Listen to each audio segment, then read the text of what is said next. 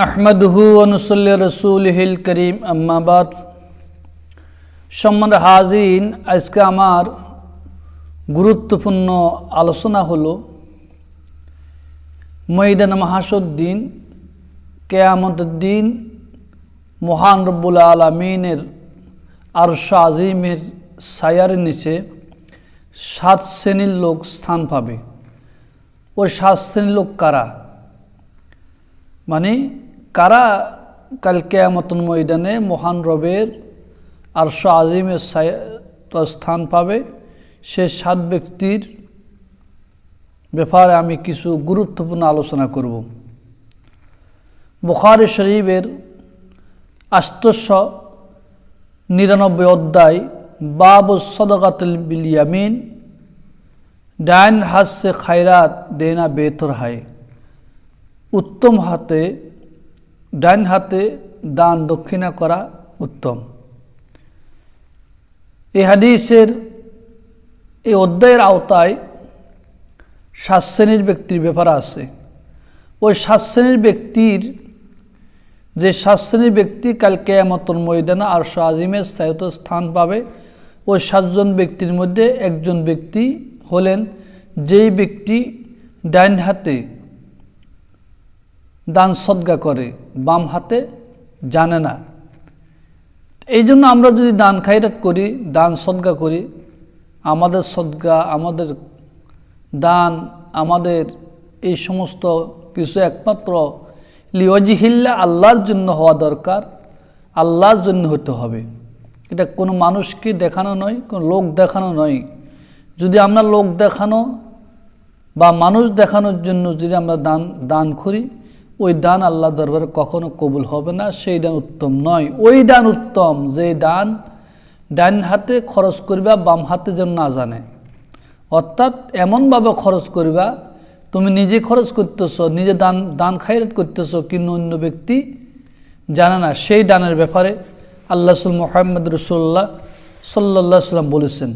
কিন্তু আজকে আমার আলোচনার বিষয়বস্তুর ভিতরে 7 শ্রেণীর ব্যক্তির ব্যাপারও গুরুত্বপূর্ণ আলোচনা রয়েছে। বুখারী শরীফের 1346 নম্বর হাদিস, হাদদাসানা মুসাদ্দাদ قال حدثني يحيى عن عبد الله قال حدثني خويب ابن عبد الرحمن عن حفص ابن عاصم عن ابي هريره رضي الله تعالى عن النبي صلى الله عليه وسلم قال 7 يظلهم الله في ظله يوم لا ظل إلا ظله إمام عادل وشاب نشأ في عباد الله ورجلا معلق قلبه في المساجد ورجلان تحابا في الله اجتمع عليه وتفرق عليه ورجلا دعته امرأة ذات منصب وجمال فقال إني أخاف الله ورجل تصدق بصدقة فأخفاها حتى لا تعلم شماله ما تنفق يمينه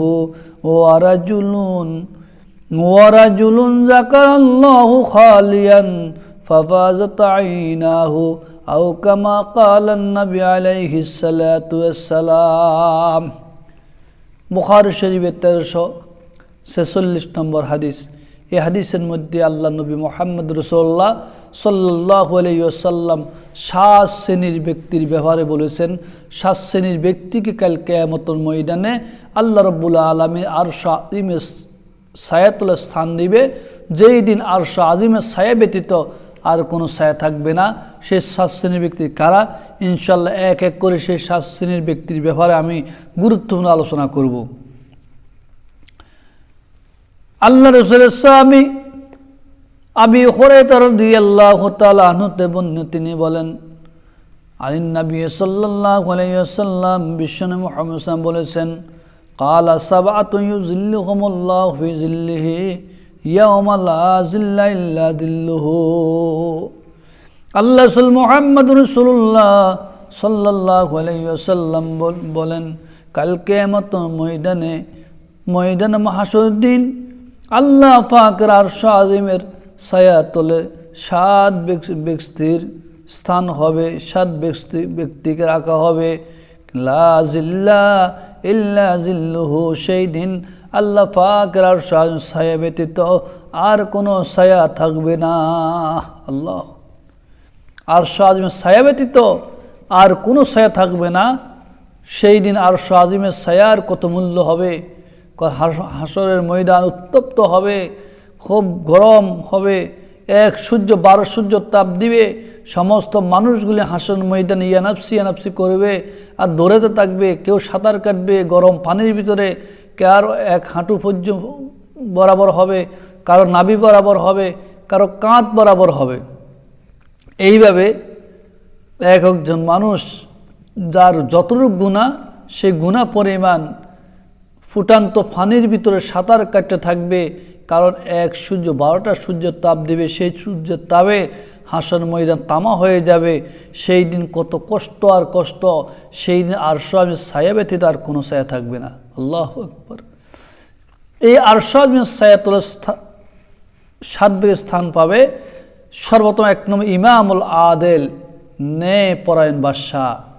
যেই বাদশাহ ইনসাফের সাথে রাষ্ট্র পরিচালনা করেছেন, রাষ্ট্রের প্রজাদের প্রতি খেয়াল রেখেছেন, মানে ধনী গরিব সবাই প্রতি সমানভাবে ইনসাফ ভিত্তিক বন্টন করেছেন। সুদ ঘুষ জেনা ব্যভিচার ইসলাম বিরোধী অপকর্মগুলোকে পরিহার করেছেন। অর্থাৎ যে আদল বাদশাহ, ইনসাফগার বাদশাহ, যার কারণে জাতিরা দেশের মানুষ কষ্ট পায় নাই, যার কারণে মানুষ সুখ শান্তি পেয়েছে, এরকম ব্যক্তি।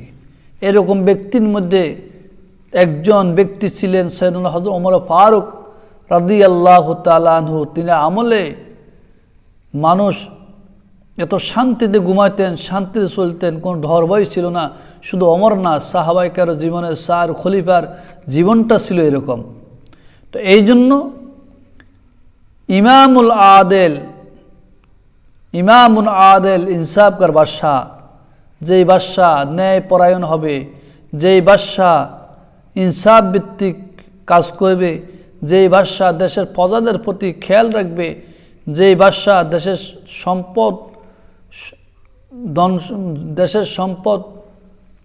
সম্পদের হেফাজত করবে, অর্থাৎ মানুষের ভ্রাতৃত্ব বন্ধনের ব্যবস্থা করবে, কোনো চুরি রাহাজানি অন্যায় অপরাধ জুলুম নির্যাতন কিছু থাকবে না, এগুলাকে নিয়ন্ত্রণ করবে, সে আদল বাদশাহ ইনসাফগার বাদশাহ 1 নম্বর। তিনি কাল কিয়ামতের মধ্যে আরশ আজিমের স্থান পাবে। 2 নম্বর শাবুন নাশা ফি ইবাদিল্লাহ। 2 নম্বর ওই যুবক, যেই যুবক যৌবনের প্রথম থেকে শুরু থেকে আল্লাহ পাকের ইবাদত করেছে। আল্লাহু আকবার। সে সাবালক হওয়ার সাথে সাথে, সাবালক হওয়ার পর থেকে আল্লাহ পাকের ইবাদত বন্দেগীর ভিতরে মশগুল ছিল, ইবাদত বন্দেগী করেছেন। আল্লাহু আকবার। কয়জন যুবক আছে আমরা যে আল্লাহ যৌবনের পর থেকে আল্লাহ পাকের ইবাদত বন্দেগী করি, সাবালকের পর থেকে? তো যেই যুবক সাবালক হওয়ার পর থেকে আল্লাহ পাকের ইবাদত বন্দেগীর মধ্যে লিপ্ত, ওই যুবক আরশ আজিমের ছায়াত স্থান পাবে। 3 নম্বর ওয়ারাজুলুন মুআল্লিকুন কলবাহু ফিল মাসাজিদ। 3 নম্বর হলো ওই ব্যক্তি, যেই ব্যক্তি সদা সর্বদা মসজিদের সাথে তাআল্লুক সম্পর্ক রেখেছে, অর্থাৎ যার কলব, যার অন্তর মসজিদের সাথে ঝুলানো, ওরা মসজিদের সাথে সম্পর্ক, রাত দিন 24 ঘন্টা মসজিদের সাথে সম্পর্ক রাখতেন। সকাল বিকাল 5 ওয়াক্ত নামাজ মসজিদে জামাত আদায় করতেন। যখন মুয়াজ্জিন সাহেব জোহরের আজান দিয়েছেন, সে সাথে সাথে ওযু কালাম বানায় জোহরের নামাজ মসজিদে এসে পড়লেন জমাতে। আর জোহরের নামাজ পড়ার পরে সে কখন আসর আজান দিবে, আসর নামাজ পড়ে এটাই মশগুল ছিল। আসর আজান দেওয়ার সাথে সাথে আসর নামাজ জামাত আদায় করলেন। আসর নামাজ পড়ার পরে মাগরিবের জন্য অপেক্ষা করলেন। মাগরিব আজান দেওয়ার সাথে সাথে মাগরিব নামাজ জামাত আদায় করলেন। এইভাবে মাগরিবের পরে এশার জন্য অপেক্ষা করলেন। সে এশার আজান দিয়েছেন, এশার আজানের সাথে জামাতে নামাজ পড়েছেন। এইভাবে 5 ওয়াক্ত নামাজগুলির প্রতি সে কেয়ারফুলি ছিলেন। 5 ওয়াক্ত নামাজ জামাত আদায় করেছেন। মসজিদকে নিজের জন্য মহব্বতের বস্তু বানাইছেন। তাহলে যে ব্যক্তির অন্তর মসজিদের সাথে ঝুলান্ত থাকবে, মসজিদের সাথে সম্পর্ক থাকবে, ওই ব্যক্তিকে আল্লাহ রাব্বুল আলামিন কাল কিয়ামতের ময়দানে জান্নাতের সায়াত আরশ আজিমের সায়াত স্থান দেবে। আজকে আমাদের মসজিদগুলা খালি, আমাদের আশেপাশে কত মানুষ, কত যুবক যারা আজান দেওয়া হয় কিন্তু নামাজ পড়তে আসে না। অনেক বৃদ্ধ ব্যক্তি, বুড়ারা আজান দেওয়া হয় কিন্তু নামাজ পড়তে মসজিদে আসে না। অর্থাৎ মসজিদের সাথে কার তো তাল্লুক নাই, কোনো সম্পর্ক নাই, অর্থাৎ মসজিদকে মহব্বতের ভালোবাসা সেই করে না। তো ওই যুবক, ওই ব্যক্তি, যেই ব্যক্তি মসজিদের সাথে, যার অন্তর মসজিদের সাথে ঝুলান্ত থাকবে, অর্থাৎ মসজিদের সাথে সম্পর্ক থাকবে, সে কাল কিয়ামতের ময়দানে আরশ আজিমের স্থান পাবে। 4 নম্বরে ওয়ারাজুলান তাহাব্বান ফিল্লাহি ইসতামাআন আলাইহি ওয়া তাফাররাকা আলাইহি। ওই এমন দুই ব্যক্তি, যেই দুই ব্যক্তি তাহাব্বান ফিল্লাহি, আল্লাহর জন্য একে অপরকে ভালোবাসে, আল্লাহর জন্য ভালোবাসে, আর ইসতামান আলাইহি, তার উপর অটল আর অবিচল থাকে, প্রতিষ্ঠিত থাকে মৃত্যু পর্যন্ত। ওয়া তাফাররাকা আলাইহি, এবং তার উপরে মৃত্যুবরণ করে। অর্থাৎ যেই দুইজন ব্যক্তি আল্লাহর জন্য একে অপরকে মহব্বত করে ভালোবাসে, আর উহার উপর সে প্রতিষ্ঠিত, দায়েম আর কায়েম, এবং মৃত্যু তার এই অবস্থা হয়, সেই ব্যক্তিও কাল কিয়ামতের ময়দানে আরশ আজিমের ছায়াতলে স্থান পাবে। 5 নম্বরে ওয়ারাজুলুন দাআতহু ইমরাতান যাতু মুনসিবিন ওয়া জামালিন। 5 নম্বর, ওই ব্যক্তি, যেই ব্যক্তিকে একজন সুদর্শন সুন্দরী নারী তাকে অবৈধ কাজে আহ্বান করে, খারাপ কাজে আহ্বান করে, কিন্তু সে বলল ফাকালা ইন্নী আখাফুল্লাহ, আমি আল্লাহকে ভয় করি। আমি কি করি? আল্লাহকে ভয় করি। তো আল্লাহকে ভয় করি, এ আল্লাহর ভয়ে সেই সুন্দরী রূপসী নারীর সাথে অপকর্মে লিপ্ত হয় নাই, কারণ তার ভিতরে খাওফে খোদা আল্লাহর ভয় আছে। আল্লাহু আকবার। এমন যুবক, এমন ব্যক্তি, তার জন্য আল্লাহ পাক আরশ আজিমের ছায়াত ভিতরে নিচে সে স্থান পাবে, আরশ ছায়া নিচে স্থান পাবে। ছোটময় কথা, সাধারণ বিষয় নয়। নিজের সতীত্বকে রক্ষা করা, নিজের যৌবনকে রক্ষা করা, হেফাজত করা কত জিহাদের কাজ। সেই এক সুদর্শন যুবতী নারী তাকে রাতের গোপনে হোক পর হোক তাকে আহ্বান করলেন, কিন্তু সে আল্লাহর ভয়ে সেই ডাকে সাড়া দেয় নাই। তবে সেই তার নফসকে কতটুক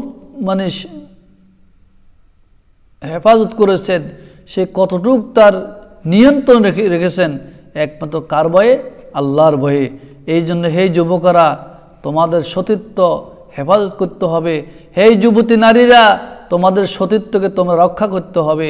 যখন সতীত্ব রক্ষা করবা, আল্লাহ অবশ্য তোমাকে কিয়ামতের ময়দানে আরশ আজিমের ছায়াতলে স্থান দিবেন। আল্লাহু আকবার। 6 নম্বরে ওয়ারাজুলুন তাসাদ্দাকা বিসাদাকাতিন ফাআখফাহা। ওই ব্যক্তি যেই দান করে, তাসাদ্দাকা বিসাদাকাতিন ফাআখফাহা, সে দান করে গোপনে, অর্থাৎ গোপনে ডাইন হাতে দান করে, হাত্তা আল্লাহ তাআলামা শিমালুহু, তার বাম হাতে জানে না। সে ডাইন হাতে দান করে, অর্থাৎ গোপনে দান করে, গোপনে ডাইন হাতে দান করে, বাম হাতে জানে না। অর্থাৎ তুমি এমনভাবে দান দক্ষিণা করবা, তোমার এই দান দক্ষিণা যেন কেউ না জানে, কেউ সেটা হবে একমাত্র আল্লাহর জন্য, আল্লাহ পাকের রেজাই মন্দির জন্য, রেজা খুশির আল্লাহ পাকের সন্তোষের জন্য। যে সাইয়েদনা হযরতে আবু বকর রাদিয়াল্লাহু তাআলা আনহু করেছেন। আবু বকর তার দানগুলি এমনভাবে করতেন, সে দুনিয়ার কোনো মানুষ দেখতো না, কিন্তু আল্লাহ পাকে দেখতেন। এই জন্য আল্লাহ পাক হযরত আবু বকর সিদ্দিক রাদিয়াল্লাহু তাআলা আনহুর জন্য কবরে বিশাল পুরস্কারের ব্যবস্থা করেছেন।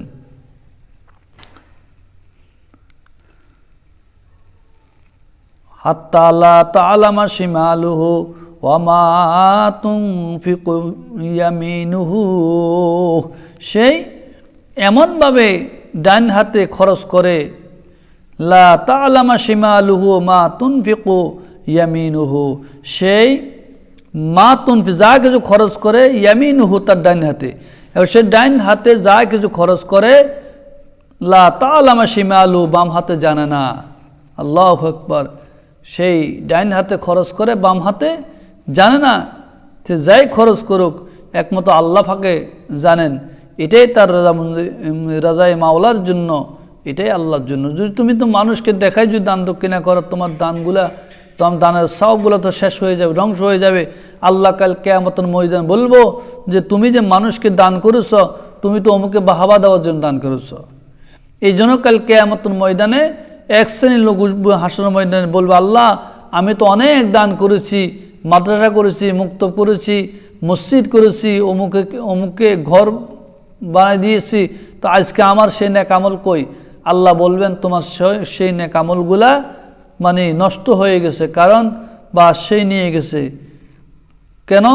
অর্থাৎ তুমি যে দান করলা, তোমার এই দানের সওয়াবের কথা তো তুমি মানুষকে দুনিয়াতে বলে দিছ, বলে দেওয়ার কারণে মানুষ তোমার সুনাম করেছে, ওই সুনাম করার কারণে তোমার দানটা সেখানে নষ্ট হয়ে গেছে, তুমি দানের কোনো সওয়াব পাবা না। তো এই জন্য আমাদেরকে, আমরা যা দান করব আমাদের দানগুলো গোপনে হতে হবে। গোপনে একমাত্র আল্লাহ পাক জানে। আর কেউ যদিও জানে, কেউ যদিও দেখে, কিন্তু তার বাহবা পাওয়ার জন্য এমন কিছু করা যাবে না। কিন্তু সেই দেখছে ঠিক, কিন্তু এই খেয়ালে দেখতে হবে যে আল্লাহ আমি যে দান করছি, আমার দানগুলো সে দেখে সেও এরকম দান করুক, এরকম মনোভাব হলে তো সমস্যা নাই। কিন্তু যদি তোমার ভিতরে যদি থাকে আমি যেই দান করলাম, এই দান তো একমাত্র মানুষ আমাকে বড়লোক বলবে, মানুষ আমাকে কোটিপতি বলবে, দানশীল বলবে, এরকম মনোভাব থাকলে তার দান সব ধ্বংস হয়ে যাবে, নষ্ট হয়ে যাবে। এই দান দক্ষিণা তার কোনো কাজে আসবে না। ওয়ারাজুলুন যাকারাল্লাহু খালিয়ান, 7 নম্বরে, ওয়ারাজুলুন যাকারাল্লাহু খালিয়ান ফাফাদাত আইনাহু, এমন ব্যক্তি, যেই ব্যক্তি আল্লাহকে স্মরণ করবে খালিয়ান গোপনে, মানে অর্থাৎ তনহা একিলা, মানে সেই একাত্ম চিত্রে একা একে আল্লাহ জিকির করবে, ফাফাদাত আইনাহু, এবং তার চোখ থেকে ফানি বাইর হবে, অর্থাৎ তার চক্ষু কাঁদবে, আল্লাহর ভয়ে কাঁদবে। যেই ব্যক্তি গোপনে আল্লাহ পাকের জিকির করবে, আল্লাহ পাকের স্মরণ করবে, কিন্তু আল্লাহর ভয়ে তার 2 চোখ থেকে অশ্রু ঝরে, ওই ব্যক্তি আল্লাহকে ভয় করে। আল্লাহু আকবার। সম্মানিত হাজিরিন, বিশ্বনবী মুহাম্মদ রাসূলুল্লাহ সাল্লাল্লাহু আলাইহি ওয়াসাল্লাম এরকম 7 ব্যক্তির ব্যাপারে বলছেন। এই 7 ব্যক্তি কাল কিয়ামতের ময়দানে আরশ আজিমের স্থান পাবে। এই 7 ব্যক্তি, আল্লাহু আকবার। তাহলে 7 ব্যক্তি, ইমামুল আদিল, ওয়াশাবুন নাশআতা ফিল ইবাদিল্লাহ, ওয়ারাজুলুন মুআল্লাকুন কলবাহু ফিল মাসাজিদ, ওয়ারাজুলান তাহাব্বান ফিল্লাহি ইসতামাউ আলাইহি ওয়া তাফাররাকা আলাইহি, 5 নম্বর ওয়ারাজুলুন দাআতুহু ইমরাতান যাতা মুনসিবিন ওয়া জামালিন ফাকালা ইন্না খাফুল্লাহ, 6 নম্বর ওয়ারাজুলুন তাসাদ্দাকা বিসাদাকাতিন ফাআখফাহা হাত্তা লা তা'লামা শিমালুহু মা তুনফিকু ইয়ামিনুহু, 7 নম্বর ওয়ারাজুলুন যাকারাল্লাহু খালিয়ান ফাফাদাত আইনাহু। এই 7 ব্যক্তির জন্য আল্লাহ রাব্বুল আলামিন কাল কিয়ামতের ময়দানে আল্লাহ পাক আরশ আজিমে স্থান রাখছেন। এর আরশ আজিমে ছায়াতলে জায়গা পাবে। আল্লাহ পাক তাদেরকে সেইখানে উন্নত মানের মেহমানদের করাবে। সম্মানিত হাজির, অবশ্যই আমরা এই বুখারী বর্ণনা, এই হাদিসটি অবশ্যই আমরা গ্রহণ করব, মানব, এই হাদিসের আমল করব। আমাদেরকে 7টি গুণ আমাদের ভিতরে অবশ্যই থাকতে হবে। এই 7টি গুণ যদি আমাদের ভিতরে থাকে, এই 7টা গুণের কারণে আল্লাহ আমাদেরকে জান্নাত দান করবেন। এই 7টা গুণের কারণে আরশ আজিমের ছায়াতলে কাল কিয়ামতের ময়দানে আমাদেরকে স্থান দিবেন। আল্লাহু আকবার। আল্লাহ আমাদেরকে